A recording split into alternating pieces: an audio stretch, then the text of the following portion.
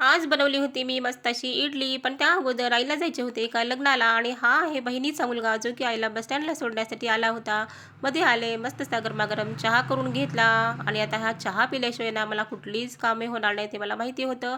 त्यानंतर मस्त अशी देवाची पूजा करून घेतली आणि आता इथे माझी सांबारची तयारी चालू झालेली आहे. तुरीची डाळ ही स्वच्छ धुवून घेतली, त्याच्यामध्ये मीठ टाकलं, हळद टाकलं आणि हे कुकर ठेवलं मी इथे गॅसवर आणि आता हे नारळ सोलण्यापासून ते चटणी करेपर्यंतचं काम मात्र आमच्या आहोंचं आहे.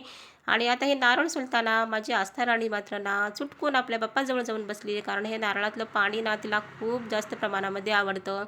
आणि माझी इथे आता एक सांबारची कटिंग चालू आहे. पातळ उभा कांदा चिरून घेतला, बटाट्याची साल काढून घेतली, उभा बटाटा चिरून घेतला, टोमॅटो, अद्रक लसणाची पेस्ट, कोथिंबीर, हिरवी मिरची हे सर्व साहित्य सांबारचं मी इथं रेडी करून ठेवलं. सांबार मसाला पण होता.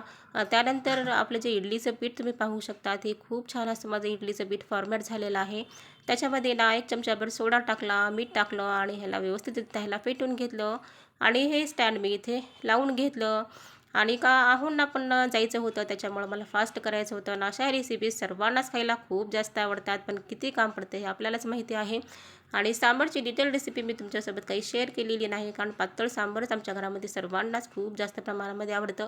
आस्था आणि श्रावणीचं आता कामच आहे, दिवसभर घेऊन आपल्या आपल्या हाताने ते खात राहतात. आणि इथे आता इडली पण आता रेडी झालेली आहे. पाहू शकता तुम्ही, खूप छान टम्म फुगलेल्या अशा इडल्या माझ्या दिसत आहेत.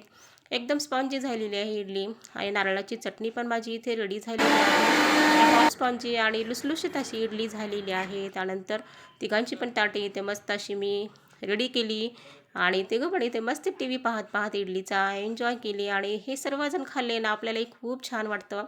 माझंही ताट मी इथे रेडी केले आणि सांबार मी टेस्ट करून पाहिले, तर तुम्हाला खरंच सांगते ना, एवढं स्पायसी सांबार झालं होतं ना, खूप छान झालं होतं. इडली घरात सर्वांनाच आवडली आणि त्यानंतर मात्र ना आस्थाला इथे मी ट्युशनला सोडायला निघून गेले आणि आई गेली आता लग्नाला, अहो गेले ड्युटीला आणि माझ्या मागे मात्र घरातली धुणी आणि भांडी. पण काय करणार, हे केल्याशिवाय तर आता पर्यायच नाही. त्यानंतर धुणं धुवून घेतलं. व्हिडिओ आवडला तर व्हिडिओला लाईक करा, शेअर करा, सबस्क्राईब करा. भेटूया नेक्स्ट व्लॉगमध्ये.